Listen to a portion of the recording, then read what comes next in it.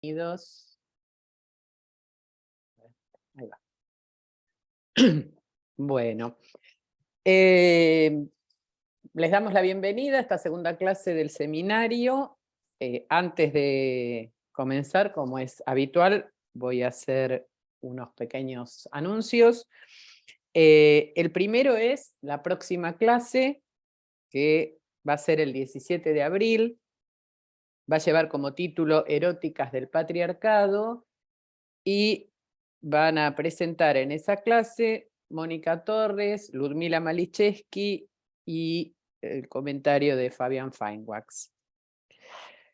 También tenemos el gusto de anunciarles que este año vamos a volver, después de la pandemia intermedia, a tener las jornada de enlaces presencial que se va a realizar el 7 de octubre.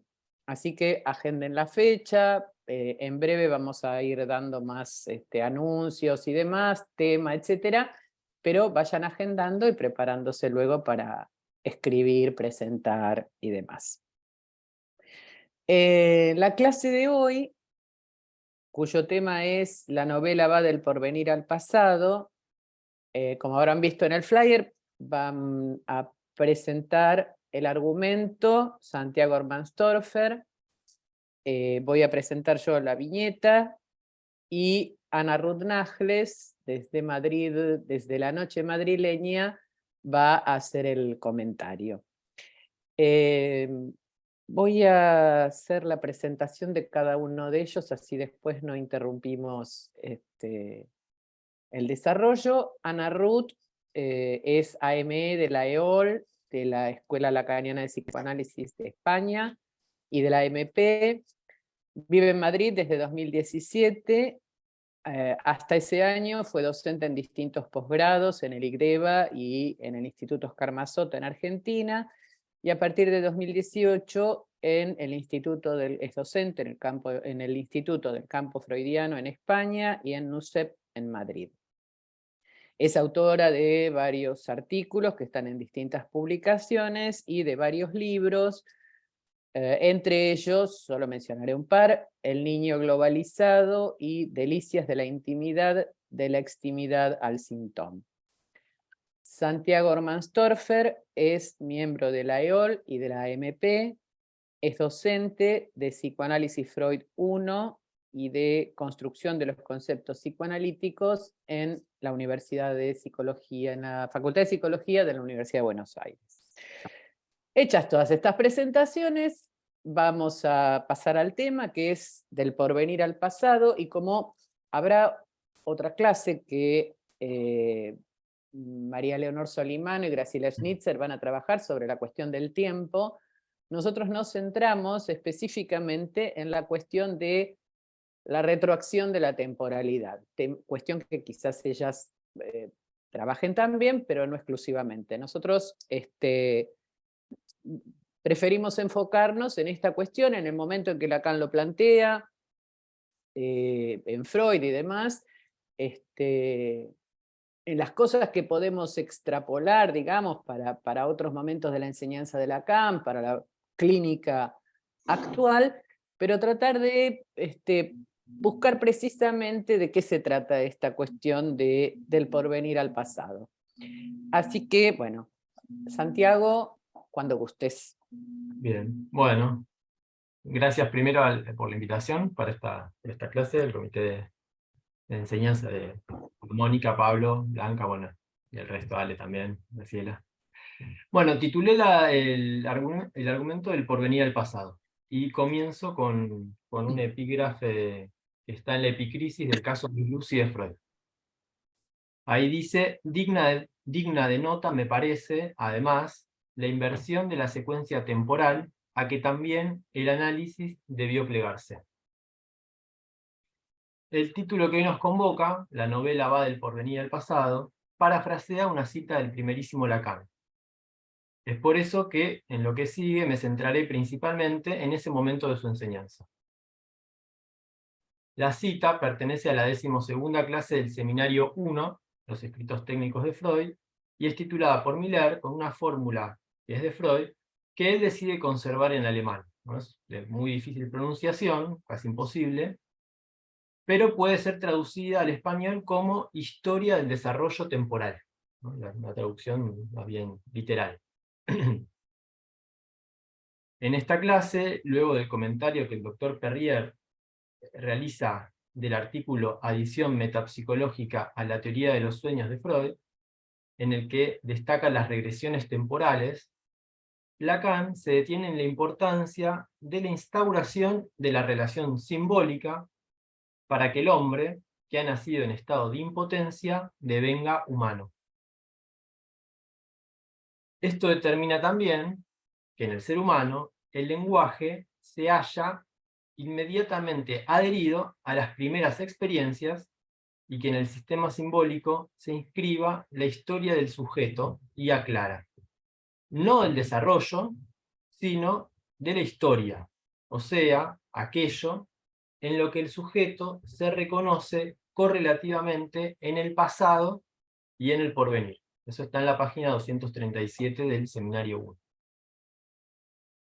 Cabe destacar que en las primeras clases de este seminario, Lacan se ocupa de distinguir la historia del pasado.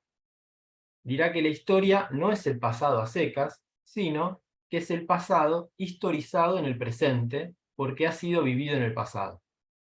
Razón por la cual, en la experiencia, se tratará menos de recordar que de reescribir la historia. Eso está en la página 29, la primera clase. Y aquí la cita. Precisamente, el pasado y el porvenir se corresponden, no en cualquier sentido, no en el sentido que ustedes podrían creer que el análisis indica, a saber, del pasado al porvenir. Por el contrario, justamente en el análisis, porque la técnica es eficaz, se sigue el buen orden, del porvenir al pasado. Podrían creer ustedes que están buscando en el pasado del enfermo en el cubo de la basura, mientras que al contrario, es porque el enfermo tiene un porvenir que ustedes pueden seguir en sentido regresivo. Esta cita, como decíamos, está en la página 238 del Seminario 1. De esta manera, rectifica la lectura realista, en el sentido de la realidad, e imaginaria de la regresión, que los postfreudianos habían centrado en las fases del desarrollo y en la observación de los comportamientos, y abre así a la posibilidad de pensarla como algo que se produciría en el orden simbólico. Es decir, en la articulación misma de la cadena significante, en la que se inscribieron las particularidades de la historia del sujeto, así lo nombra Lacan. Y a consecuencia de esto, nos brinda una indicación temporal para la dirección de la cura, del porvenir al pasado, y no del pasado al porvenir. ¿Qué diferencia estos dos trayectos y qué consecuencias se podrían extraer de esta diferencia? Pero primero, ¿cómo entender esta temporalidad? El siguiente apartado lo titulé El tiempo retroactivo y el inconsciente atemporal. Si bien en los primeros tiempos se podría ubicar un esfuerzo por parte de Freud por ordenar el material patógeno de sus pacientes en una temporalidad cronológica y lineal, en la que causa y consecuencia, trauma y síntoma se ordenan de manera sucesiva, esta temporalidad se ve afectada rápidamente. Como decíamos, el epígrafe es de estudios sobre la histeria, donde ya da cuenta de esto. En la carta 52, describe lo que nombra allí como defensa patológica. Se trata del mecanismo que se pone en juego cuando el redespertar, así lo nombra, de una vivencia pasada, genera mayor displacer en la actualidad que en el pasado. Y dice, el recuerdo se comporta en tal caso como algo actual. Eso está en la página 276 del tomo 1, que es la carta 52. Esta torsión de la temporalidad se puede ejemplificar con la protonpseudos histérica del proyecto de psicología. Allí nos presenta el caso Emma, una mujer que se encuentra bajo la compulsión de no poder ir sola a una tienda. Como fundamento de esta imposibilidad, nos relata un recuerdo de cuando tenía 12 años. Cito textual. Fue a una tienda a comprar algo. Vio a los dos empleados reírse entre ellos y salió corriendo, presa de algún efecto de terror. Sobre esto se despiertan unos pensamientos. Que esos dos se reían de su vestido y que uno le había gustado sexualmente. Eso está en la página 400 del proyecto. La exploración le permite a Freud ubicar un segundo recuerdo. Siendo una niña de 8 años, fue por 2 veces a la tienda de un pastelero para comprar golosinas y le pellizcó los genitales a través del vestido. Entonces, la escena 1, la de los empleados, primera en su relato, pero segunda cronológicamente, solo es comprensible si recurrimos a la escena 2, la del pastelero. Entre ambas escenas, las representaciones risa y vestido funcionan como conexiones asociativas que reaniman, redespiertan, como lo nombra la carta 52, la escena infantil, y producen el desprendimiento sexual que se transpone en angustia. Y es por esta angustia que Emma teme que el atentado vuelva a ocurrir y escapa. Freud propone este mecanismo como típico para la represión en la histeria, en la que siempre se descubre que es reprimido un recuerdo que solo con efecto retardado, Nachträglich, ha devenido trauma, ¿no? También es textual de Freud, la página 403 del proyecto. De esta manera comienza a dar cuenta de una dimensión compleja del tiempo. El tiempo se desdobla en 2 dimensiones diferentes.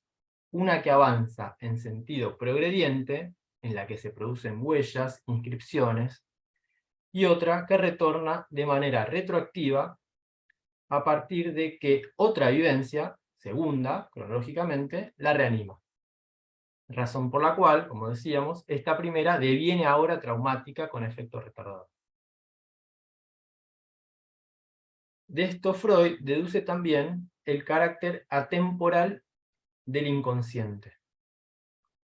Esa otra escena del inconsciente sería una especie de Neverland, ¿no? Un país del nunca jamás, en el cual las representaciones que allí habitan no sufren el paso del tiempo y están siempre prontas a ser reanimadas. Esto hace del inconsciente un ser del que podríamos decir que es un ser eterno, ¿no? Así lo dice Miller en La erótica del tiempo. Vamos a tomar algunas cuestiones más de este texto. La temporalidad del inconsciente es una cuestión que se mantendrá como una constante en Freud y a la que hará mención en los distintos momentos de su elaboración, ya sea en sus primeros trabajos, en los que las histéricas enfermaban a causa de esas representaciones que no habían podido ser completamente abraccionadas, en la interpretación de los sueños, otorgándole su carácter indestructible al deseo inconsciente que se realiza en el sueño, o en más allá del principio del placer, ligado a la compulsión de la repetición. Es decir, la temporalidad del inconsciente se despliega en todos estos textos que están a lo largo de toda su obra. Entonces podemos condensar la operación que Freud realiza sobre el tiempo como un movimiento doble. Primero, un desdoblamiento temporal, ¿no? Como decíamos, un tiempo lineal y otro retroactivo, y como consecuencia de esto, la formulación del carácter atemporal del inconsciente.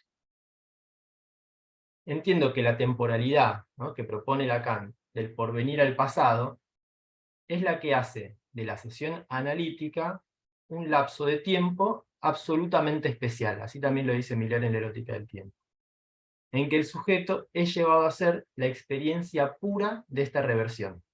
Esto, como decíamos, está en Miller también en La erótica del tiempo, página 34. La nombra como experiencia pura, ya que, aunque la reversión temporal es constante en la experiencia ordinaria del tiempo, es decir, más allá del análisis, en la experiencia analítica, esta reversión es vivida de manera inédita y particular, ya que en el lapso de tiempo en que la sesión transcurre, todo lo que allí se dice es experimentado por un sujeto que tiene como fondo el sujeto supuesto saber. Y allí radica lo propio de esa pureza, que solo es posible por medio de la transferencia, ya que ésta permite que el modo del tiempo pasado esté actualizado por la presencia del analista, quien, con su cuerpo vivo, se dedica a encarnar en la actualidad la instancia del pasado.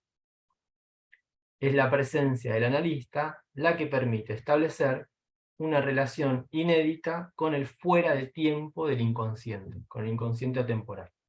Eso decíamos, está en la erótica del tiempo en la página 34, trabajo estas cuestiones. Siguiente apartado, el buen orden. Retomando lo planteado al inicio, Lacan nos advierte que, pese a lo que se podría pensar intuitivamente, el sentido a seguir no es del pasado al porvenir, sino del porvenir al pasado. Encuentra una forma de esclarecer esta diferencia a partir de la oposición que Miller establece en su curso titulado Los usos del lapso. Esta distinción es entre dos posibles dimensiones del inconsciente. Las nombra como inconsciente repetición e inconsciente interpretación. Del lado del inconsciente repetición, coloca todo aquello que se manifiesta como la repetición de lo mismo, y en la que se pone de relieve la causalidad. De esta dimensión se desprende una ontología del inconsciente que haría meritoria la inscripción del psicoanálisis bajo la dirección del discurso de la ciencia.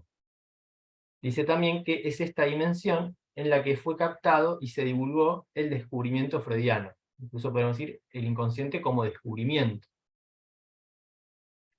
Dimensión en la que se destaca el peso del pasado en la medida en que éste muestra ser determinante para el sujeto.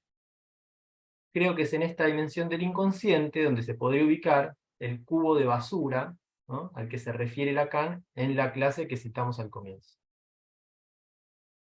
A esta dimensión le opone el inconsciente interpretación, que se manifiesta como aquello que debe realizarse en la cura, es decir, que no es ya real con antelación. Este inconsciente carece de un ser y del peso del pasado que lo determinaría. Cito a Miller en la página 224 de Los usos del lapso. Dice, del lado del inconsciente interpretación, el inconsciente aparece solo como eventual y tendiente al futuro.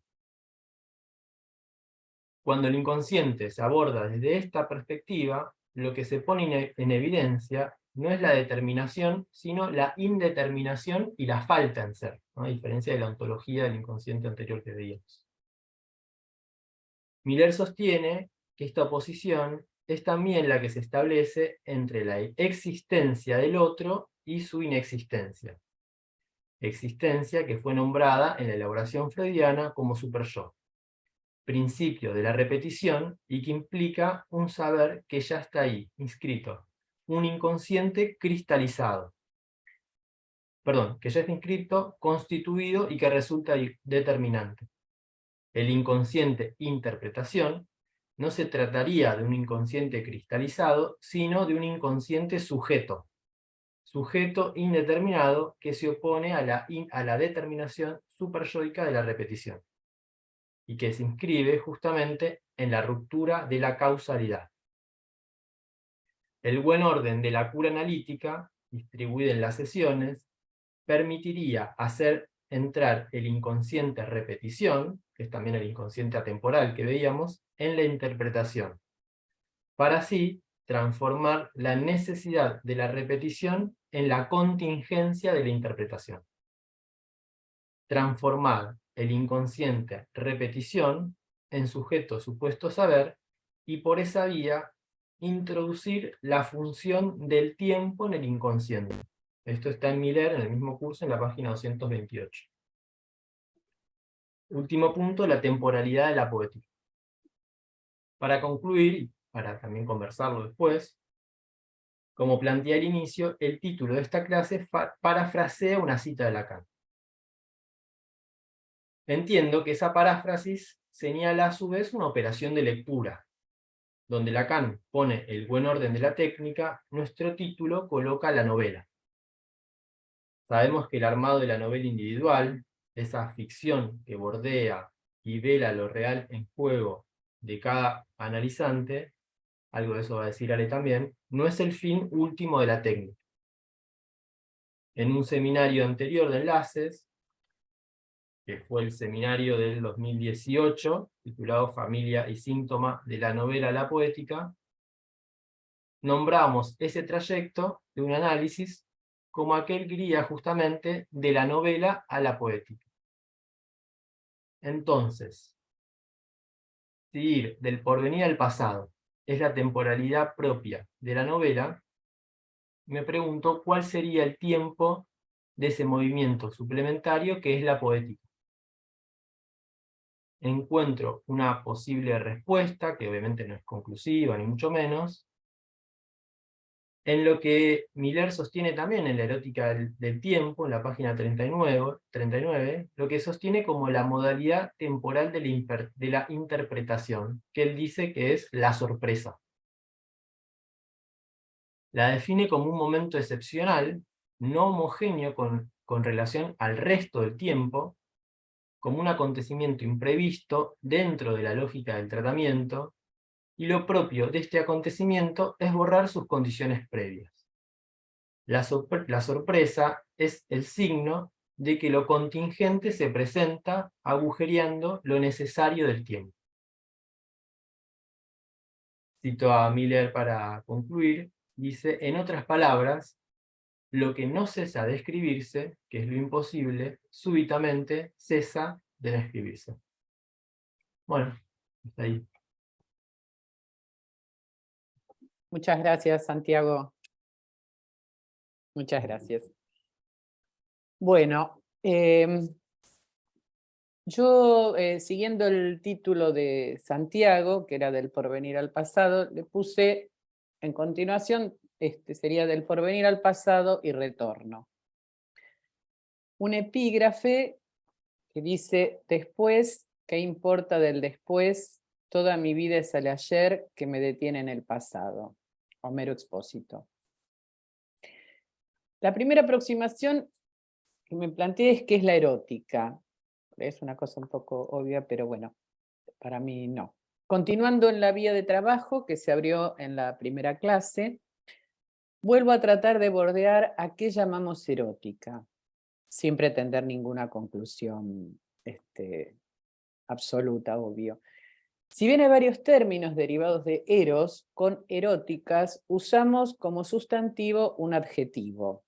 Fui a buscar en el diccionario de la RAE, que siempre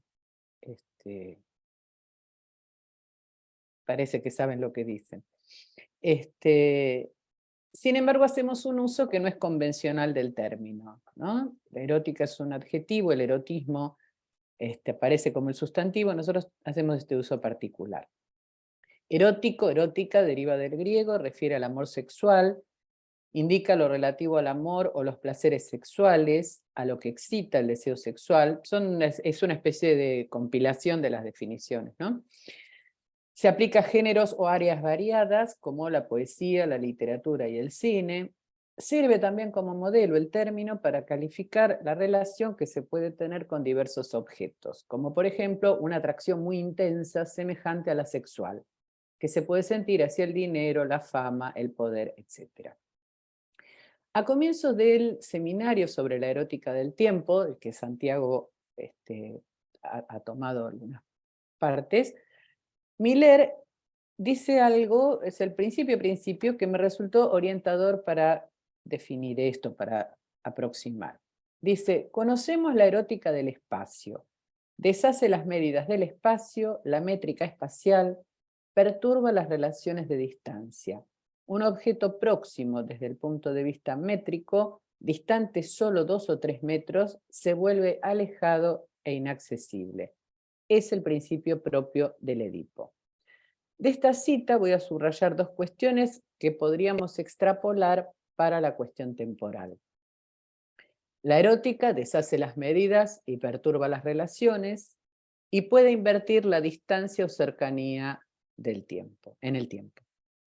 En virtud de esto, podríamos decir que se trata del goce, que digamos la erótica concierne al goce y aquello en lo que el goce afecta, lo humano, o sea, todo. Volviendo sobre la clase anterior, está en el fundamento, algo de esto se trabajó, se tomó en los trabajos de la clase anterior, está en el fundamento de la elección del objeto de amor en relación con el deseo, es lo que permite a uno condescender al otro, según la fórmula clásica de Lacan y la hipótesis que propuso Fabian Feinwachs, también respecto de cierta inversión. Podríamos decir que es la libido puesta en los objetos, incestuosos o no, las pasiones. Intento aproximarme de este modo a pensar que cuando nos referimos a la erótica, tiene que ver con esto que perturba y escapa a la medida y los modos de respuesta del sujeto a eso. Me quedaré con esta aproximación. El tiempo y la cura. Lacan formaliza el recorrido del análisis a través de una estructura lógica que incluye el factor temporal y que admite transformaciones internas. Tiempo y lógica no parecen ser términos aptos para conciliar, ya que el tiempo que transcurre y que estamos habituados a asociar con una línea unidimensional, que es una herencia del siglo XVII, es difícil de integrar con la lógica que en sí misma excluye la temporalidad. Si P entonces Q, es si P entonces Q, no importa cuánto tiempo pase. En relación con el análisis, digo esto para tomar la cosa como más conocida por todos. En relación con el análisis, Miller dice que lo que podríamos llamar una estructura lógica del tiempo, de un tiempo no ya cronológico, sino epistémico. Es decir, es un tiempo que está en relación con el proceso de saber que se produce en el recorrido. Saber lo entiendo en el S1, S2, ¿no? En el sentido. Este proceso de saber va también junto a modificaciones del sujeto de su relación con el goce. Y me acordé allí de algo muy, muy precioso que dice Lacan en Intervención sobre la transferencia, que dice: se trata de una expansión de las estructuras en que se transmuta para el sujeto la verdad, y que no toca solamente a su comprensión de las cosas, sino a su posición misma. Así, y siguiendo lo que Lacan plantea en el tiempo lógico y el acerto de certidumbre anticipada, a través del sofisma de los tres prisioneros, tenemos una modulación del tiempo que ubica en el instante de ver, el tiempo de comprender y el momento de concluir. Lo pensamos en relación a la cura, pero creo que no solamente. Son momentos de la evidencia cuyos valores lógicos se van a revelar diferentes. El instante de ver es una fulguración, un relámpago, tiene el valor instantáneo de la evidencia, está en los límites del discurso, por eso Lacan lo caracteriza recurriendo a la visión y no al discurso. El tiempo de comprender supone la duración de un tiempo de meditación. Ese tiempo tiene que producirse aunque su duración no está determinada. Y a veces nos resulta demasiado larga, pero bueno, qué sé yo. Se ve que somos duros de entendedera, ¿no? O hay algo, o duros de aflojarle al goce, uno podría decir, porque no es una cuestión que uno no lo entienda, ¿no? Pero aún así, y el tercero se presenta lógicamente como la urgencia del momento de concluir, que se revela en la penumbra subjetiva como la iluminación creciente de una franja en el límite del eclipse. Este momento se precipita y por eso lo ubicamos como tributario del acto. Digamos, en relación al acto, por fuera de ese tiempo de lucubración y de elaboración, de comprensión, ¿no? Sin embargo, hay un tiempo, si pensamos que la cura transcurre de esta forma, podríamos decir que hay un tiempo previo a la temporalidad de la cura. Podríamos decir la prehistoria, porque uno no nació el día que empezó el análisis. Debiera haber empezado ese día el análisis tal vez, pero bueno, hay un tiempo anterior al recorrido analítico, esta prehistoria, recordando a la vez que no todo es historia, que las ficciones, como decía recién Santiago, velan aquello que podríamos decir respecto del tiempo y del espacio vuelve siempre al mismo lugar. Un subtítulo es Un tiempo lineal y otro. Había una vez es el modo en que empiezan los cuentos o novelas tradicionales. Había una vez continúa con lo que sucedió después.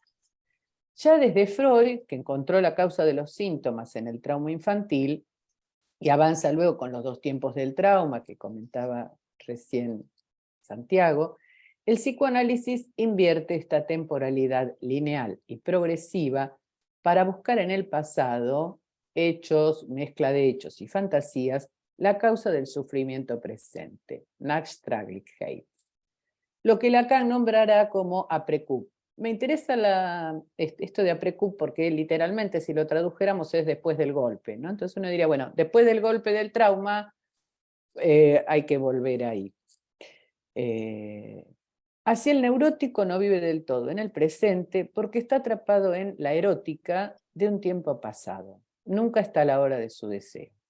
Como ejemplo de esta forma de temporalidad al revés, podemos servirnos de la película Volver al futuro. Todas me encantaron, pero la 1 especialmente, tal vez porque era la primera y era una sorpresa. Me parece una genialidad. Vamos a tratar igual de subir un poco, ¿no? De pasar de una película. Igual es como de culto, pero habría que nombrar algún filósofo después de esto, pero...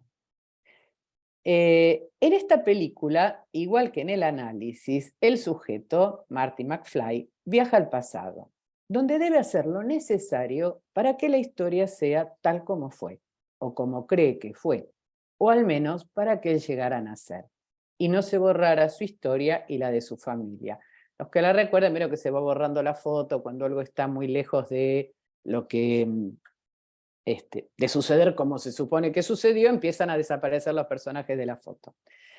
De un modo precioso y descaradamente edípico, debe frenar los deseos incestuosos de su madre, a la vez que sostener y ayudar a un débil padre para que conquistase a esa mujer y él pudiera llegar a este mundo. Un padre que no está a la altura y el incesto amenazante de la madre. Bueno, freudiano precioso.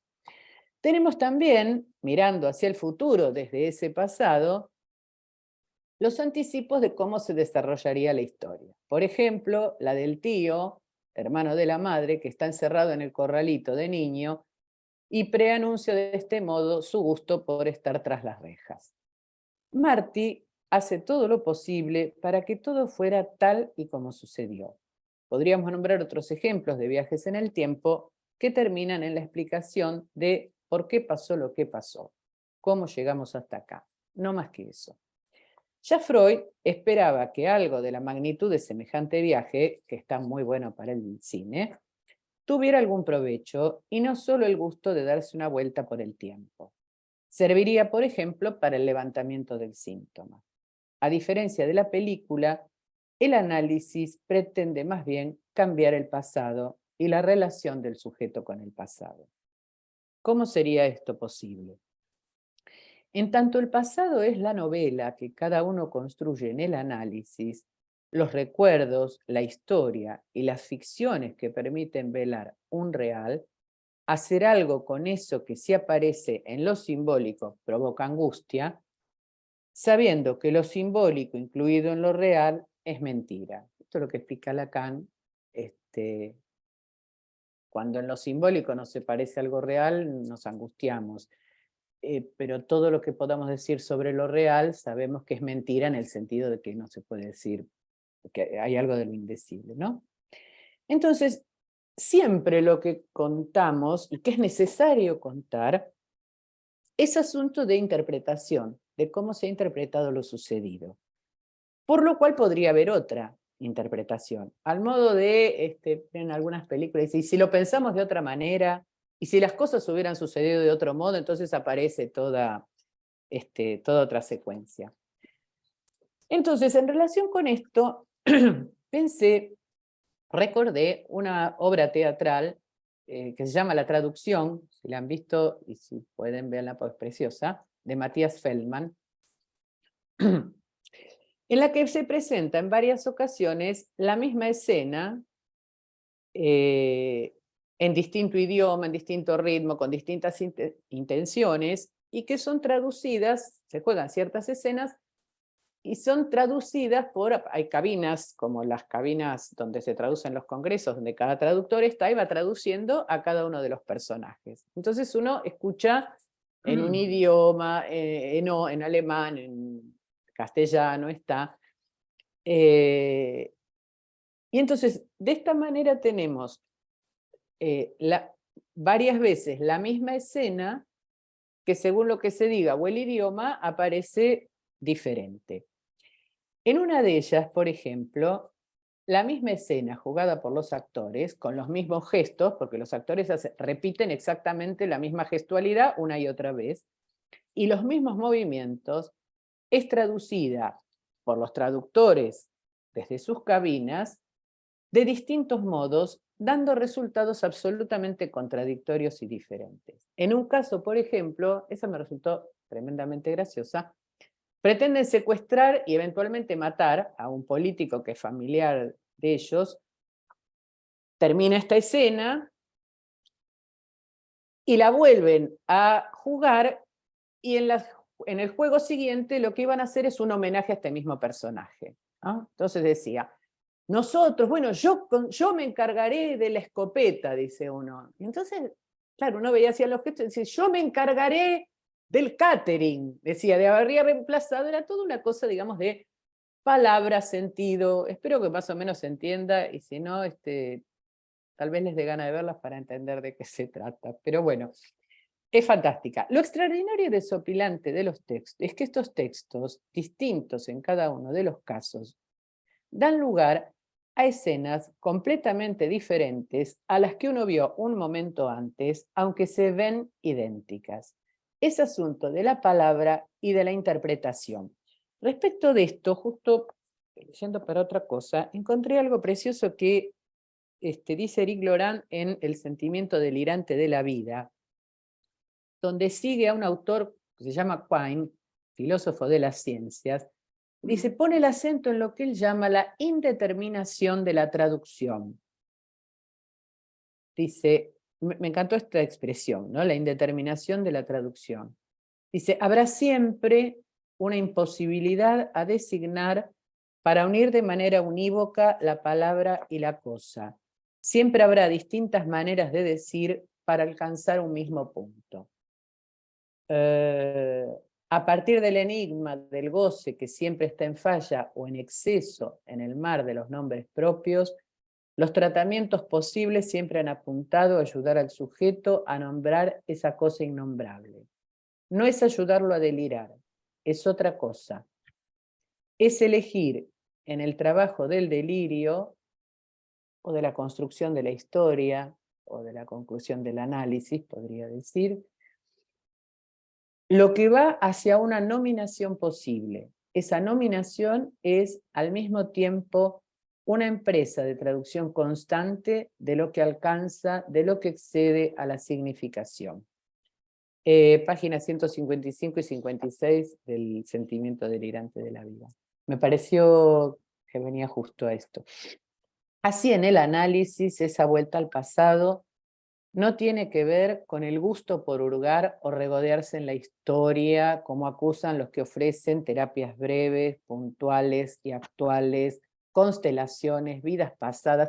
A mí me llama la atención que nos ataquen tanto a los psicoanalistas si la gente va a constelarse o a ver vidas pasadas. Digo, como, todo bien, ¿no? Pero es curioso eso. sino con encontrar esos lugares que mantienen al sujeto en el pasado, modos de gozar que revelan la modalidad fantasmática. Eso no puede hacerse sin que el sujeto arme su novela, lo que Lacan llama la historización, para no seguir eternamente en ella, ¿no? Siguiendo con el tango, sería eterna y vieja juventud que me ha dejado acobardado. Al menos no seguir en la versión trágica. Este recorrido del análisis es un trayecto de un otro con mayúscula al otro con minúscula, del sentido al objeto, como el trayecto en Freud del síntoma al fantasma. Es una trayectoria orientada que comporta y necesita el factor tiempo. Las ficciones, la versión de la propia historia sostenida por el fantasma, velan el goce. A eso apunta la interpretación del analista, a ese punto del que decimos que cada uno encuentra, o al menos es la apuesta del análisis, su solución singular. Entre el goce y las ficciones, el porvenir y el pasado, se tratará para cada uno de poder estar en su tiempo. Como dice Lacan a François Chen, que se lo escuché por primera vez citar a Elsa Maluenda y está en un trabajo que ella presentó en Enlaces, que está en la Enlaces número 12, que es un nuevo lazo con el pasado. Lacan le dice a Chen, al despedirse de él, el día de su último encuentro: querido Chen, por lo que sé, usted ha conocido, a causa de su exilio, varias separaciones en su vida. Separación de su pasado, separación de su cultura. Usted sabe, ¿no es cierto?, transformar esas separaciones en vacío central eficaz y reunir su presente a su pasado, el occidente y oriente. Así usted estará al fin, o está ya, lo sé, en su tiempo. Hasta aquí. Ana Ruth. Ahora. Bueno, buenas noches a todos. Es un gusto para mí estar aquí hoy nuevamente. Agradezco a todos los responsables del seminario Enlaces el haberme invitado para trabajar sobre este tema que nos convoca este año. Bueno, eróticas, dentro de eróticas, el tema que nos convoca esta noche, la novela, va del porvenir al pasado. Una primera cuestión que me evocó el título es la de que la novela familiar como ficción apunta a la cuestión de la causa en el psicoanálisis. Hemos escuchado que Alejandra alude a ella y Santiago también cuando se refieren al tiempo de la retroacción. Recordemos que en una época Lacan situaba la causa por la vía del objeto A como causa del deseo, pero hacia el final de su enseñanza planteaba que en la experiencia analítica se trata de llegar al punto en que la causa se pierde en el agujero del trauma, vale decir, en lo real del goce del síntoma. Lacan, en esta última época, situará la causa traumática por la vía del santón, en tanto letra de goce imposible de leer. Como lo afirma Miller en Piezas sueltas, cuando llegamos a ese punto de lo ilegible en un análisis, no queda más que hacer del santón, en tanto afecto del cuerpo que se tiene o que un ser hablante tiene, un modo de saber arreglárselas con ese goce. Tal como lo planteaba Santiago en su texto, desde el inicio de su enseñanza, Lacan acentuaba la importancia de la historia del sujeto en la dirección de la cura, de la historización, de la que también habló Alejandra, con Y, porque con Y se escribe histeria en francés. La historización en tanto histerización del discurso en la vía del armado de la novela familiar, como también en tanto en la vía del armado de la novela familiar, en tanto esta va del porvenir al pasado y no al revés. Se trata aquí, como lo dijo Santiago, de diferenciar dos dimensiones del tiempo que ya sitúa Freud. Por un lado, un tiempo uno, introducido, como lo formula Lacan, en el texto inaugural de su enseñanza, que es de la misma época del Seminario 1 al que se refirió Santiago, que es Función y campo de la palabra y el lenguaje en psicoanálisis. Ese tiempo 1, entonces, introducido por Lacan, es el tiempo del automatismo de repetición que caracteriza el orden significante y que supone una dimensión temporal lineal que va hacia el porvenir. En su texto de 1957, La instancia de la letra en el inconsciente, Lacan caracteriza a este tiempo por la vía de la metonimia. Por el otro lado, tenemos un tiempo 2, como ya lo han situado, el de la retroacción, situado por Freud, vale decir, por la producción de una interpretación como acontecimiento imprevisto en términos de Miller, que hace resonar el agujero de la letra del trauma o de lo real del goce del santón, tiempo al que se refiere Lacan en el apartado 3 del texto recién citado. El apartado 3 del Función y Campo se llama las resonancias. Resonancias no es un término que aparezca recién en su última enseñanza, sino que aparece ya aquí en el texto del 53, en el discurso de Roma. Las resonancias de la interpretación y el tiempo del sujeto en la técnica psicoanalítica. Podemos agregar que en la instancia de la letra, a este tiempo, Lacan lo sitúa por la vía de la metáfora.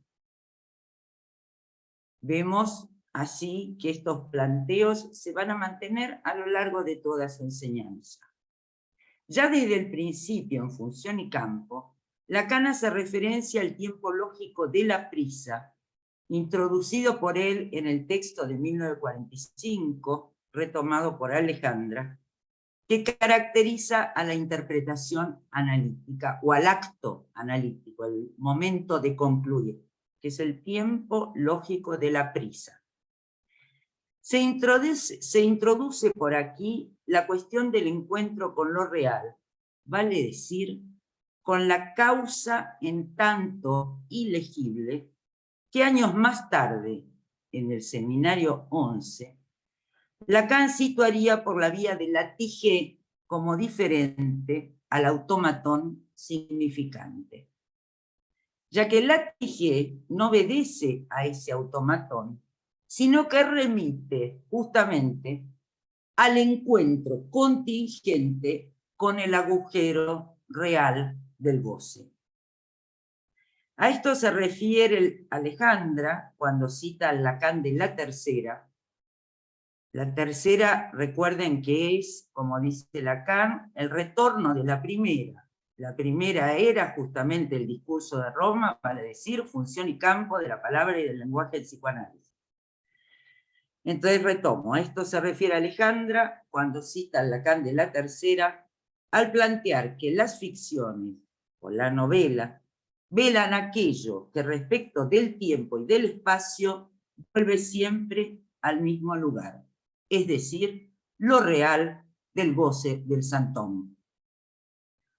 No solo la novela va del porvenir al pasado, sino que la interpretación analítica como acontecimiento imprevisto, retomando los términos de Miller que ya citó Santiago, también se produce por este camino de la retroacción que parte de los significantes amos de un sujeto que lo empujan hacia un porvenir.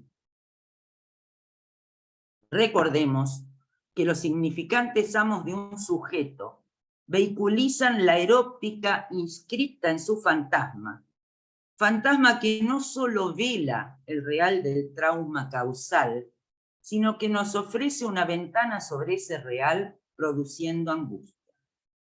El fantasma produce, entonces, un sentido gozado que le impide al ser hablante vivir del todo en el presente, dado que, como lo dice Alejandra, está atrapado en la erótica de un tiempo pasado, por lo que no está nunca a la hora de su deseo, lo que lo hace sufrir en el presente. La gente viene a vernos a nosotros analistas porque tiene un sufrimiento, un padecimiento.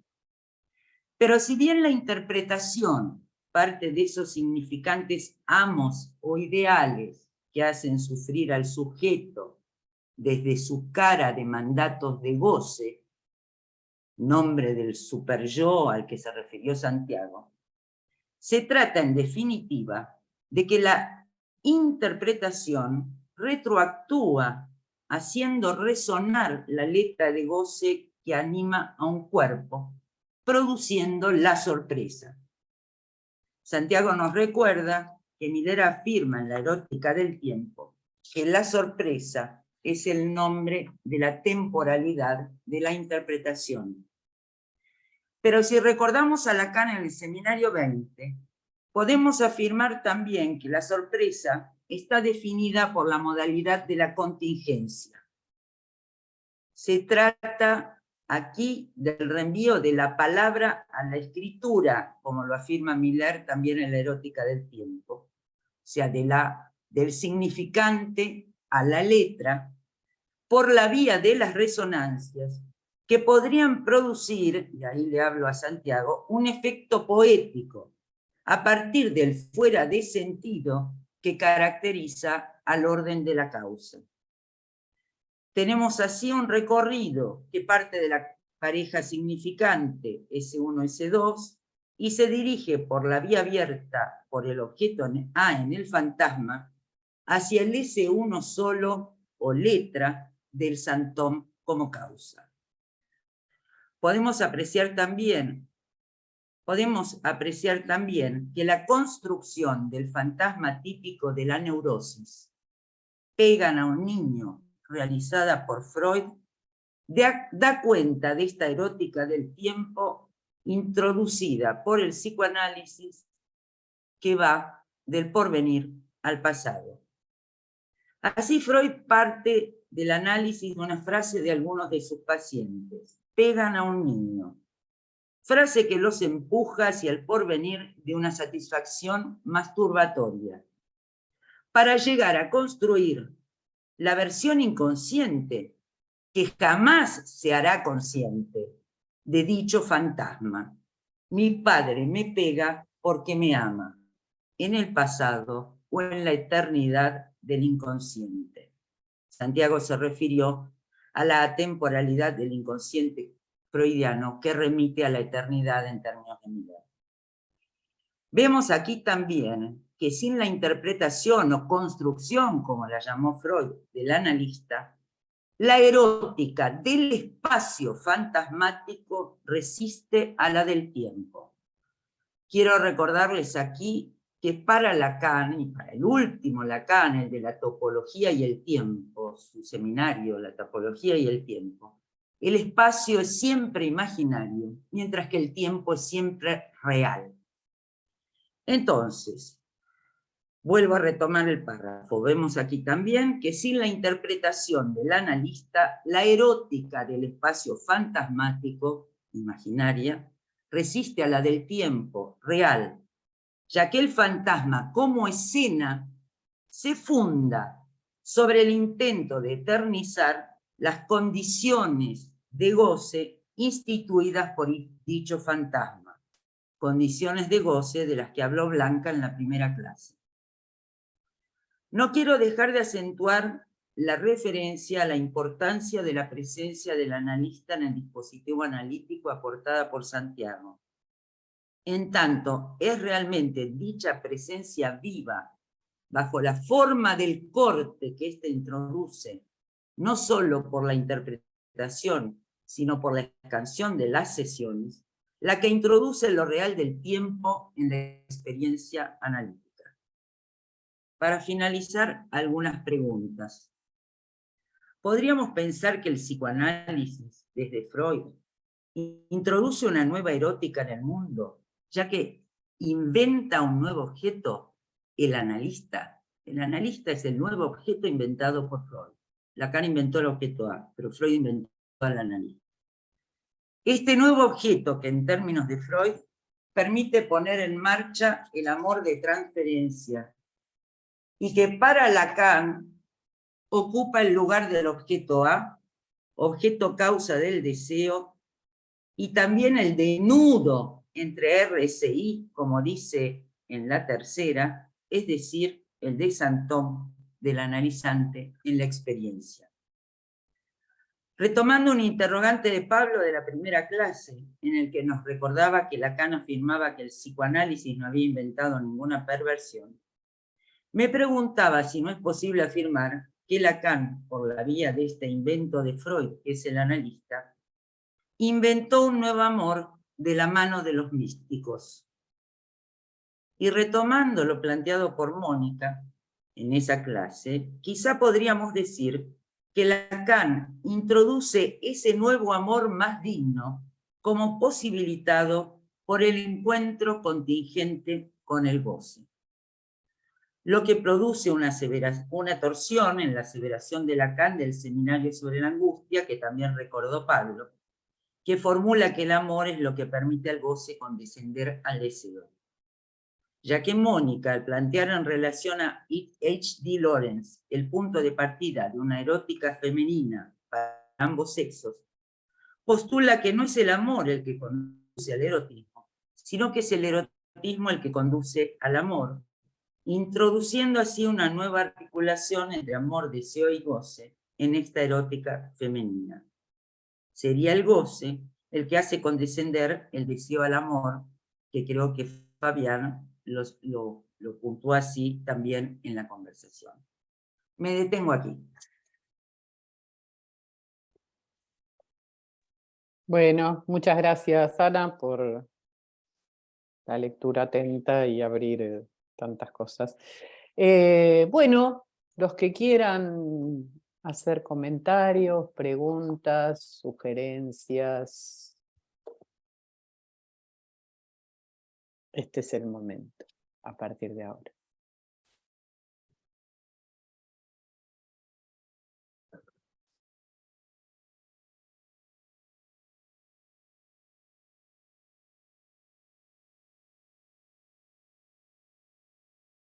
Chan, chan, chan.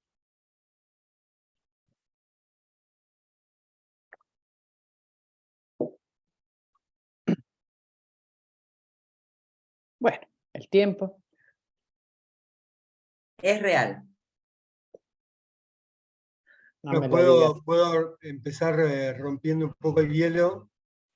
Dale. Me parece que tomando la cuestión del tiempo, tal como lo piensa el psicoanálisis, el tiempo tal como lo propone Freud, en cómo funciona en el inconsciente, han planteado distintas eróticas, ¿no? Me parece que la novela, haciendo que hace ir las cosas, hace atar, digamos, hace encadenar el porvenir siempre a un pasado, es una erótica, sería la erótica neurótica. Sí. Creo que también lo explicó muy bien Ana comentando los trabajos. Habría otra erótica que sería cómo opera, por lo menos en un comienzo, cómo reconstruye esa otra temporalidad de análisis, que es verdad que vuelve al pasado, pero de una manera muy diversa, para modificarlo incluso con efectos en el presente y hacia el porvenir. Lo han explicado Santiago, Alejandra y Ana. Y allí se introduce una tercera erótica, quizá, que sería la del final del análisis, la del final de la enseñanza de Lacan, tendría que ver con esta poética, ¿no? Con algo que ya realiza esa temporalidad del inconsciente de una manera distinta, ¿no? Ahora, Yo creo que lo deslicé la vez pasada. Yo quiero seguir debatiendo, no sé si estará Fabián, la versión, la declinación que hace de la frase de Lacan. Creo que cuando el goce hace condescender el deseo al amor, son las condiciones fantasmáticas. Es la erótica del fantasma. Lo que hace condescender el deseo. No. Bueno, ahora lo conversamos. Si el goce es lo que permite al deseo amar, me parece que estamos en el fantasma. Eso entiendo yo. Me parece que se veía bien en la serie Las Mariposas Negras. En Las Mariposas Negras lo que comandaba para que el deseo se vuelva amor era el goce. Y un goce bien oscuro, bien negro. Criminal, si quiero. Muy bien. Bueno, yo quiero mantener no estoy cerrando, quiero mantener esa discusión. Bien. Me parece que en eso Lacan no cambia su idea, aún en su última enseñanza, en su nueva erótica, de que lo que hace condescender el goce al deseo es el amor, es la vía de los místicos. Me parece. Ok, para discutir. Mónica, sí. Bueno, yo creo que el primer silencio tan largo es porque realmente fueron los tres, desde el primer Freud hasta el último Lacan. Es decir, mucho, ¿no? Lo cual está bien, pero produce una cierta cuestión de dónde hago el recorte, ¿verdad? ¿Dónde hago el recorte? La frase es del primer Lacan, y es notorio que sea el primer Lacan, y que tenga en realidad presencia hasta el ultimísimo. Porque la frase esta, que en realidad es la historia va del porvenir al pasado, y ese título en alemán que yo traduciría como temporal o de la historia del desarrollo, o una cosa o la otra. La historia del desarrollo es la psicología evolutiva. Lacan está absolutamente en contra de la historia del desarrollo, de cualquier psicología evolutiva. Ese ha sido el problema siempre de esa materia. Es como imposible de dictar esa materia, porque no se puede llamar evolutiva. Ya si se llama evolutiva es anti-freudiana, ¿no? Y no digamos anti-lacaniana. O sea que, en realidad, el tiempo no tiene nada que ver con el desarrollo. No solo no tiene nada que ver, sino que va en el sentido inverso. Y es lo que le permite, digamos, al mismo Freud, digamos, pasar del tiempo del trauma al tiempo, digamos, del fantasma, ¿no? Al segundo tiempo, que es el tiempo del fantasma. O sea, de la fantasía que siempre está ligada a la pulsión. Ese segundo momento ya en Freud. Que está desde el principio, porque cuando como Santiago, y creo que también Alejandra, traen el caso Emma, ya ahí se ve que se necesitan las dos escenas. Si se necesitan las dos escenas, nunca se trata del trauma en el sentido de Charcot, ¿no? Pero Lacan quiere dejarlo muy claro en ese capítulo, ¿no? Como decir, es al revés de lo que siempre han pensado. O sea, no vamos a ir a revisar el cubo de basura, no vamos a ir a ver el pasado y a explicar lo que le pasa al paciente ahora, borran toda la novela familiar, cosa que al neurótico le encanta hacer. Una y otra y otra y otra vez remitir todo lo que le pasa a su novela familiar con la que tiene un enorme apego, ¿no? Pero le cuesta pensar que va del porvenir al pasado. Eso es casi, uno puede entenderlo, bueno, todo el mundo puede entenderlo teóricamente. Ahora eso, vivenciarlo es bastante difícil en un análisis, ¿no? Y en efecto creo que la presencia del analista va hacia ahí. Ahora, si yo tuviera que hacer un recorte de todo lo que dijeron hoy, porque es mucho, creo que y tiene que ver con la intervención de Pablo en el punto en el que no estoy de acuerdo con la intervención, si te referís a mi trabajo. Es otra cosa si te referís a las mariposas negras, que son dos cosas distintas. Las mariposas negras sí las puedo pensar en relación al fantasma. La novela El amante de Lady Chatterley, o Mujeres enamoradas, sobre todo El amante de Lady Chatterley, que es el que tomé, no tiene que ver justamente con el fantasma, todo lo contrario, ¿no? Porque no conduce a la repetición, porque se habló de un tiempo repetición, que para mí el tiempo repetición es el que está ligado al fantasma, y al espacio. El espacio, en ese sentido, Ana lo decía claro, es imaginario, porque tiene que ver, digamos, está vinculado a la escena fantasmática, que es quieta de alguna manera. Eso se ve como repetición todo el tiempo en las mariposas negras. En cambio, en el encuentro que Lady Chatterley tiene con Oliver, el guardabosque, hay algo que es del orden absoluto de la invención. Es absolutamente inesperado, que de ninguna, o sea, que no tiene que ver con la repetición. La repetición era lo que le pasaba por el marido, ¿no? Del cual no se podía esperar nada más que repetición, como dije en aquel momento, ni antes ni después del accidente, porque no es por el accidente. Ya estaba paralítico de antes este hombre, en el sentido del que estamos hablando, ¿no? Estaba paralizado en la cuestión fantasmática, justamente. Pero ella va más allá del fantasma. Clásicamente estamos muy acostumbrados a pensar que es el amor el que conduce al goce. Nos gusta, es como romántico, qué sé yo. Pero en realidad, la genialidad de D.H. Lawrence es ver que no es así. Lo revolucionario de su pensamiento que hizo que, ya les digo, lo echaran de Inglaterra, se muriera en el exilio, cosa que no le pasó a Freud, porque a Freud no le entendieron tanto, pero a este le entendieron. ¿De qué está hablando este hombre? De que una mujer de clase acomodada se está gozando con el guardabosques. Entonces, y que hay un goce que ese guardabosques conoce junto con ella, y al cual todos los Lord Clifford de este mundo no van a arribar jamás. Precisamente por la repetición. Digo porque se habló de dos tiempos, un tiempo de la repetición y otro tiempo que en vez de llamar de la interpretación, porque es lo mismo, yo podría llamar acá de la invención. En tanto Ana Ruth hizo referencia al síntoma y al Samtón, o sea, a la última enseñanza.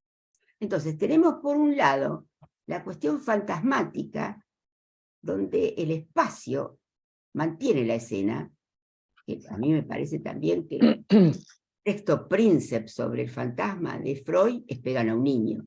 Me parece extraordinario lo que escribió en 1919 Freud, que haya visto eso, ¿no? Ese momento repetitivo, ¿no? Ese sinsentido de la frase Pegan a un niño. Y cómo llega a encontrar, pero esto es a nivel del fantasma. No hay una invención aquí. Mónica, habría una erótica de Volver al Futuro, como tomaba Alejandra, táctica del fantasma, una erótica de la interpretación sorpresiva y una erótica de la invención, una erótica del síntoma. Para mí, yo iba a ir en esa línea.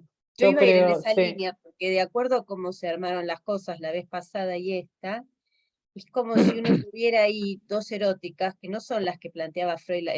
Freud, mirá Pablo, en vez de decirte Pablo, te dije Freud. Se ve que porque nacieron el mismo día. Nacieron el mismo día, debe ser eso. Del mismo año. Pablo Pero vos Glana estás fenómeno, vos estás Pero bárbaro. no lo cuenten, no lo cuenten. Vos estás bárbaro, porque te fuiste al pasado y volviste. Porque No, cambié decía- el pasado, claro. La vez pasada Pablo había armado como la idea de una erótica freudiana y una erótica lacaniana, al menos eso es lo que yo había captado, y que un poco también podía eso orientar la lectura de los textos. Pero la lectura de hoy, con el comentario de Ana sobre todo, se arma, a mi gusto, como una erótica del fantasma y una erótica del santón, ¿no? Me parece que, porque lo interesante es lo que trae Ana respecto de la erótica del fantasma, y que es lo que tomaba Mónica recién, era esta erótica, como dijo Ana, la erótica del espacio fantasmático que resiste a la del tiempo, ¿no? El espacio es imaginario, la erótica del fantasma está más ligada a eso, mientras que la erótica, me preguntaba si la erótica del fantôme no sería realmente la erótica del tiempo. Pensaba en el texto de Miller, cuando Miller habla de la erótica del tiempo, hay una frase al pasar donde él dice que de alguna manera el pasado y el futuro no tienen entidad, son nada. El pasado pasó y el futuro no vino. Que lo que sí tiene densidad es el presente. Y lo que yo deduzco de esa densidad del presente, por eso pensaba en la erótica del tiempo del fantôme, es el goce. Es el goce lo que le da densidad a ese presente. Y ahí es donde me parece que entra a jugar la cuestión del encuentro contingente. No es por el pasado ni es por intentar postergarlo en el futuro, sino que es ese instante contingente del encuentro con el goce que de alguna manera remite a ese real como lo que no cesa de no escribirse, ¿no? Entonces, como que la clase de hoy, a mí por lo menos en lo personal, me permitió organizar otra erótica, más en relación a, no es la erótica del lado hombre y lado mujer de las fórmulas de la sexuación, sino una erótica del fantasma por un lado y del santón por el otro, en referencia a estas cuestiones de espacio y tiempo, ¿no? Digo, como es el recorte que yo hice, ¿no? Como Mónica decía, bueno, ella hizo su recorte y un poco en la línea de este recorte que hace Mónica, a mí se me armó este otro recorte. Y hay algo en el trabajo de Santiago cuando habla del tiempo en Freud, que si uno fuerza un poco las cosas, quizás lo encuentra, ¿no? La eternidad del tiempo del inconsciente, la fijación freudiana al objeto, quizás remite a algo de ese tiempo, ¿no? Por ahí fuerzo un poco, pero de esa marca de goce que itera, no repite, sino que se mantiene siempre igual, y que el otro inconsciente repetición es ese tiempo de la precup freudiano, también ligado a la lógica fantasmática, ¿no? Digo, me parece como para releer los trabajos desde esta otra perspectiva. Por ahora se me ocurrió todo eso, pero... Bueno, a ver, ya que yo estoy de acuerdo con lo que decís, Blanca. Ahora, yo agregaría que no siempre estamos hablando del mismo tipo de goce. Porque pareciera que si decimos goce, como decía Alejandra, es decir, todo. Pero no es el mismo tipo de goce el que está en juego en la repetición fantasmática que el que está en juego en la invención sintomática. Porque hay un goce mortificante, un goce que, como bien dijo Santiago, se ubica más allá del principio del placer, que es el que lo llevó a Freud a pensar que una de las razones por las que inventa el psicoanálisis es por la compulsión de repetición, porque el sujeto repite una y otra vez lo que lo hace sufrir. Esto queda más del lado, digamos, del fantasma. En cambio, el otro goce, ya más cerca de la tercera, porque estamos, Ana Ruth hizo referencia a la primera, a la segunda y a la tercera conferencia de Roma, que comúnmente la conocemos como la tercera, pero es la tercera porque se relaciona a las otras dos, ¿no? Ahí ya estamos en un goce mucho más conectado con la vida. Y en Con ese el sentido, cuerpo. Exactamente, con la vida y con con el el cuerpo cuerpo. viviente. Con Tal el cual, cuerpo el viviente, cuerpo Y eso no vivo con el del cuerpo ser mortificado. hablando. Y eso es puro presente a mi gusto. Tal No se cual. puede pensar en otra dimensión más que en el puro presente. Pero se Vida y hace cuerpo. puro presente, Blanca, en el momento del atravesamiento del fantasma y el encuentro con el más allá del fantasma, que es el encuentro con el goce del cuerpo como tal y el tener que arreglárselas con eso. Yo lo Inventar agregaría- Hay una yo le mano agregaría un levantada. detalle, sí, ahí le pasamos a Vivi. Solo agregaría un detalle. Este nuevo tiempo es menos denso. Es un presente que no tiene la densidad del goce del fantasma. Porque si hay Tal diferente cual. goce, Por eso, cambia la relación a ese tiempo eternamente presente porque es del orden del instante, de lo contingente y no de la repetición, no del porvenir, no de reiterar. Bueno, sí, hay Bien. mano levantada. Vivi Vega, a ver si yo puedo. ¿Lo podés habilitar, Grace? El micrófono. Ya A está. ver, Vivi, dale. Hola, sí, ¿cómo les va? ¿Se me escucha? Sí, sí, Sí, perfecto. Sí, bueno, buenas noches. Me gustaron mucho los trabajos. En la misma dirección que estamos hablando, a mí me interesa mucho esto del misterio del presente, ¿no? Me parece que por ahí lo que podemos incluir es la cuestión de lo que Lacan incluye como la cesión variable, porque la cesión variable lo que permite es que el parletre no se sirva del tiempo, ¿no? Del tiempo simbolizado, que es el tiempo mortificado, podríamos decir, y que con la cesión variable hay algo ahí que es posible capturar respecto de la variable real del tiempo, ¿no? O sea que el corte de la sesión, podríamos decir, permite como efecto que el tiempo valga como un real, ¿no? Pensaba en eso, lo mismo que, digo, en la misma línea que decía Ana Ruth, respecto de la interpretación, que tiene ese efecto contingente y que toca un real y que toca el cuerpo, que agujerea algo ahí, ¿no? En ese, digamos, en la sesión.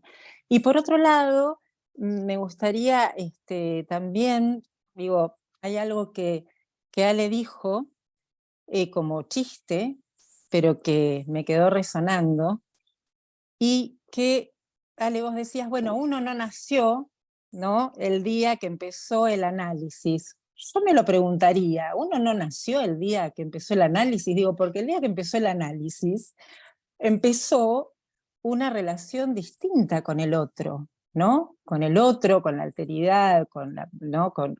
Digo, hay algo que quizás sí es un nuevo comienzo a partir de esa experiencia. Bueno, eso Sí, quería sí, decir. sí, sí. Yo quería agradecerte. Poéticamente, No solo poéticamente, me parece que la experiencia del análisis es realmente, digamos, toca ahí una cuestión respecto de la relación con el otro que es Sí, absolutamente nueva. Con el otro y con la causa, con el tiempo, con la Total. historia, con el Sí, pasado. sí, con el sí. cuerpo. Sí, sí, sí. Lo que no quiere decir que el analizante insista, repita, Sí. de una manera increíble las condiciones de lo que Eric Laurent llama la garantía del fantasma. Porque el fantasma da una garantía. Y es muy difícil sustraerse de esa garantía. Sí, es con sufrimiento, sin duda, pero es una garantía. ¿Qué pasa si uno se sale de ese marco? ¿No? Bueno, por ahí es un poco romántico, pero tal vez se nace al final del análisis. Tal cual. Yo quería ¿No? retomar eso. Una cosa, perdón, Santiago, puede ser que quería intervenir. Sí, no, muy breve, tomando algo de lo que dijo Mónica en relación al título del capítulo, ¿no? Que sí, una fórmula en alemán que, como decíamos, la traducción bien literal sería historia del desarrollo temporal, ¿no? Y ahí me parece que concuerdo con la traducción que proponía Mónica, porque en algún punto es, bueno, ¿cómo leemos esa fórmula? ¿No? Lacan también hace una operación de lectura, ¿no?, corrigiendo un poco el desvío según el cual se había hecho hincapié en la cuestión del desarrollo, y él propone ahí justamente todo lo contrario, y eso está desde el inicio del seminario, mucho antes de la frase que citamos, donde él hace esta distinción entre el pasado y la historia. Por eso me parecía que está bueno ahí el énfasis en la historia, y esta también indicación, ¿no?, de que se trataría más bien de reescribir esa historia y no tanto de recordar. No, me parece que ahí en ese sentido, haciendo hincapié en la historia, y la historia del tiempo también en ese sentido, ¿no?, más allá del desarrollo. Tal cual, sí, sí, estoy muy de acuerdo. Ana Ruth. Bueno, quería retomar esto que traía Viviana de la sesión variable. Yo lo introduje cuando hablé de la escansión de las sesiones, que supone que es el analista el que introduce el tiempo de la sesión con su escansión, cuando dice, dejamos aquí, nos vemos la próxima, etcétera, o cualquier fórmula similar. Entonces, me parece que sí, que se trata de eso, y que se trata justamente de la introducción del tiempo, de la historia y del más allá de la historia, porque justamente me parece que, volviendo a la cuestión del nacimiento, yo no creo que se nazca en el momento que uno entra en el análisis, estoy de acuerdo con Blanca, me parece que más bien el nuevo nacimiento es al final del análisis. Ahí se puede dejar, si quieren, la placenta de una vez de lado y desprenderse de esa placenta fantasmática que nos mantenía ligados a la historia familiar, ¿no? Que eso es la novela. Entonces, me parece que es muy importante situar, sí, que haya algo en la entrada en un análisis, que tampoco quiere decir la primera entrevista con un analista, sino que en la entrada en un análisis, hay algo de este nuevo objeto que es el analista, que yo creo que es un nuevo objeto que introdujo Freud en el mundo.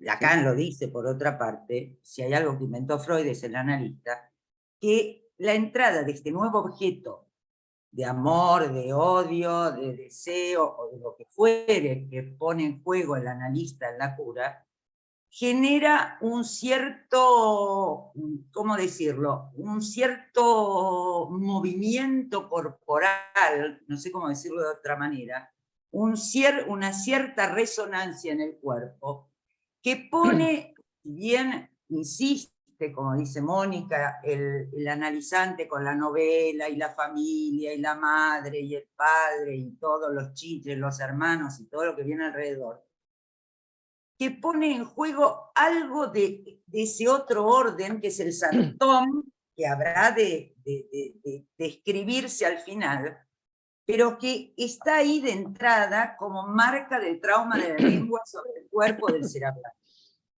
Y que hay algo que debe producirse de eso para que haya una entrada en análisis. Quiere decir que hay algo del cuerpo tocado, vos hablaste de algo de eso, Viviana, y que sí, que es el cuerpo resonando de alguna manera inédita, si se quiere, para que haya una entrada en análisis. Pero creo que el nacimiento de ese nuevo parletre será al final, cuando llegue al punto de saber arreglárselas con ese goce, ¿sí? Cuando deje de repetir o de iterar la historia, la novela, el fantasma, si se quiere, y pueda situarse de otra manera con el goce real, en relación con el goce real del cuerpo, y ya no con la frase fantasmática. A mí me parece, retomar un poco lo que vos, en relación a esto que decís y lo que interrogabas un poco en tu trabajo respecto de la invención esta que introduce Freud al analista y el objeto por parte de Lacan, me parece que hay algo de la conjugación de esas dos cuestiones, porque, digo, es en tanto el analista no es tiene las particularidades que nosotros pensamos respecto del analista, y en lo que provoca en el analizante, o por lo menos lo que se pretende en relación al objeto, es ahí que puede ser, digo, que me parece que es una relación inédita, como es una relación inédita la del parletre al final del análisis, porque podría ser más o menos el que hace las constelaciones familiares, ¿no? Y sin embargo, digo, ¿de qué manera se presentifica eso que vos decís de la resonancia en el cuerpo, si no es en algo que evoque el objeto que conmueva en el analizante, ¿no? Entonces me pareció muy interesante conjugar esas dos cuestiones de la nueva relación, un lazo inédito, y que de alguna manera, ¿cómo decir? La particularidad del psicoanálisis solo la mantendremos en la, ¿cómo decir? En la fidelidad a esa posición, y en lo difícil que es eso, ¿no? De algo que haga resonar el cuerpo, la marca en el cuerpo,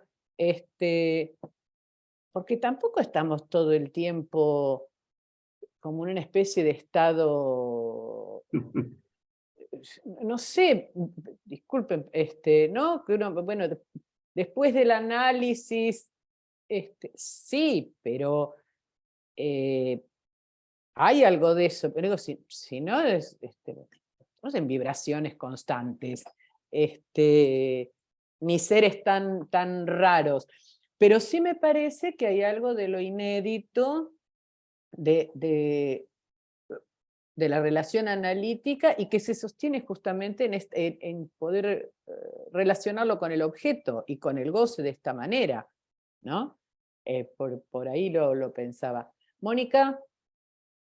Sí, no, yo quería retomar un poco lo que dijo Viviana Vega, porque a mí me parece que no, a ver, no se excluye la cuestión de el nuevo nacimiento, porque es verdad, el encuentro con un analista implica algo de otro orden, absolutamente de una ruptura. Por ejemplo, ¿cuál es el sentido de que hagamos un encuentro americano, l'ENAPOL, sobre la pregunta cómo comienzan los análisis? Si nosotros no pensamos que es porque vamos a pensar esos comienzos desde el final, Sí. no tendría mucho sentido, sería del orden de la repetición, porque ya hemos hecho congresos con ese nombre, ¿no? Sobre el comienzo de la cura.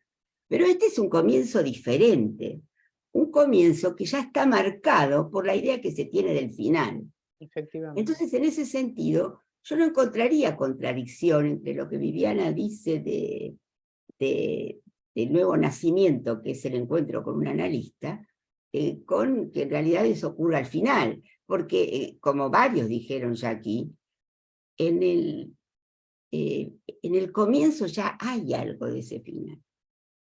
En el encuentro mismo hay algo de ese final. Ese para mí es el sentido de lo que tenemos que trabajar para ENAPOL, porque si no los veo así, no lo entiendo de otra manera, porque es algo que hemos trabajado, o sea, vamos a trabajar algo nuevo sobre eso. Y el algo nuevo me parece que es pensar el principio desde la idea que cada analista tiene del final, ¿no? Y que ya Por entonces en la supuesto. dirección de la cura, esa marca está. O sea que en ese sentido no se excluye lo de que el nuevo nacimiento esté al principio y esté al final, quiero decir.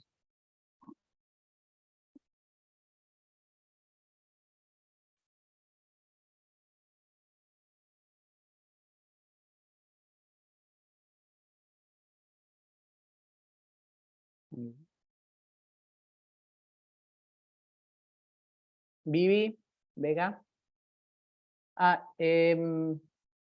Ahí puedes activarte. Dale. Sí, lo que pensaba es que, por eso me gustó el chiste de Alejandra, ¿no?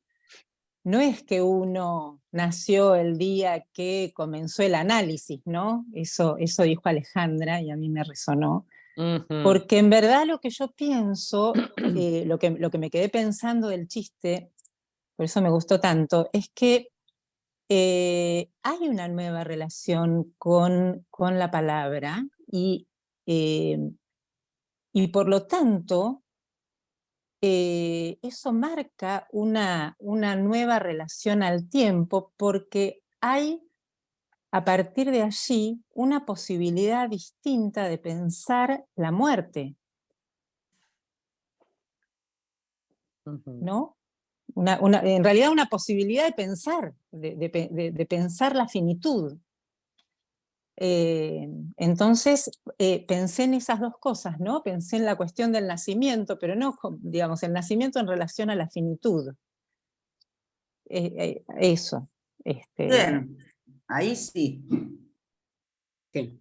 Sí, de todos modos, así como agregué sobre el detalle sobre la densidad de goce del presente, me parece que es verdad que... Digo, perdón, ¿puedo decir algo? Sí. Porque cuando hablamos de la erótica, me parece a mí, que también estamos hablando de de la angustia, ¿no? Y la angustia es esa petite mort que podemos ubicar, ¿no? Que tiene que ver con la erótica, digo, con que la erótica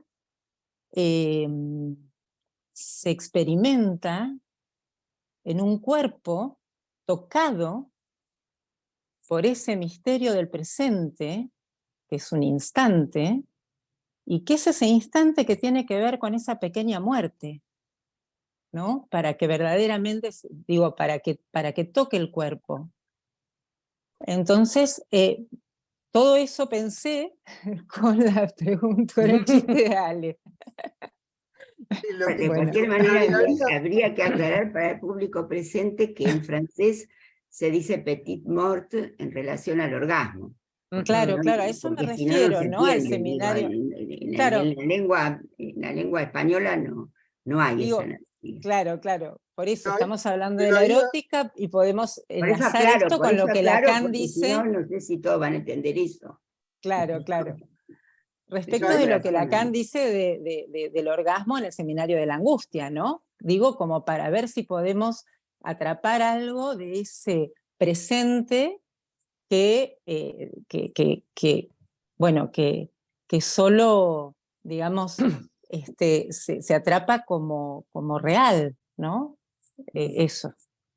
Sí, pero habría Ana un Ruth, habría un cambio de erótica en la enseñanza de Lacan en ese sentido. El detalle que quería agregar, ¿verdad? El primer Lacan, incluso el del Seminario de la Angustia, con el ser para la muerte heideggeriano, tiene la idea, especialmente el primer Lacan, de que el análisis permitiría asumir no solo la castración, la finitud, la propia muerte, ¿no? El ser para la muerte.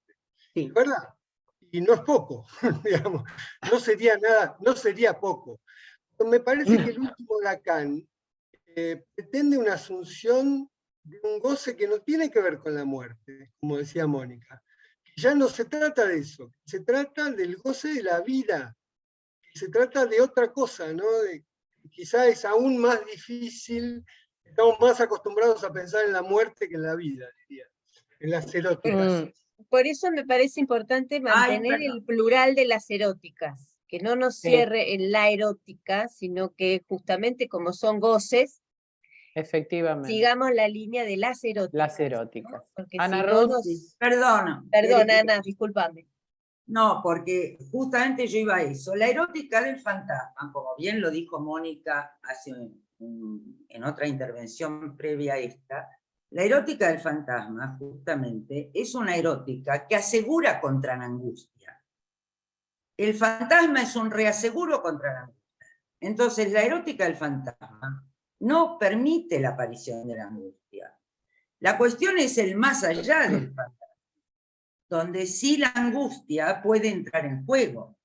Porque la erótica de la angustia, del fantasma es una erótica realmente, el condensador de goce, como dice Lacan, la lógica del fantasma, que reasegura contra la angustia. No hay angustia en el fantasma y con el fantasma. Mientras nos atengamos al fantasma no hay angustia. La angustia aparece cuando algo resuena de ese goce real del cuerpo que no tiene ningún tipo de sentido. El fantasma, como máquina del sentido, reasegura contra la angustia. Por eso es una erótica diferente a la del Santón, en principio. Entonces, en ese sentido, la cuestión es, sí, vayamos a las eróticas, volvamos a las eróticas. Porque, como dijo Pablo, realmente Lacan va más allá de la erótica del fantasma al final de esa enseñanza. Entonces, hay que pensar cómo pensar la invención sintomática en relación a ese goce de la vida, que no es tampoco el goce sexual. O sea, no. ¿ah? No necesariamente. No se superponen. No. No se recubren. Eso, nunca no se recubren. Nunca Eso se que- recubren amor, deseo y goce.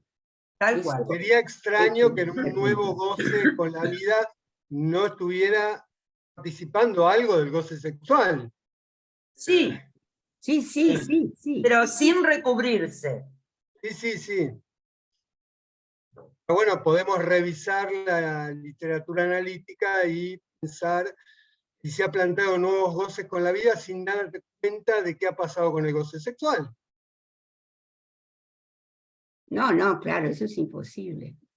No, bueno, es que esa es la cosa tan revolucionaria del amante de Lady Chatterley, que tiene que ver no exactamente con el goce sexual, con el goce femenino para ambos sexos.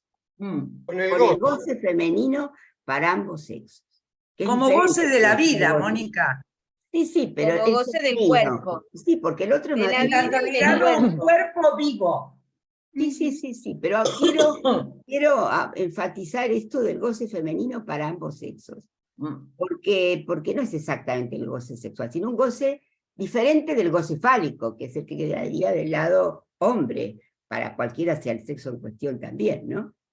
Es en ese Totalmente. sentido que ambos partners, es decir, Lady Chatterley y Oliver, quedan del lado del goce femenino. Eso es un párrafo de la novela que yo leí, porque lo dice textualmente D.H. Lawrence, y eso es lo que volvió locos, los pocos que entendieron de eso, dijeron, esto no, esto no es posible que se hable de.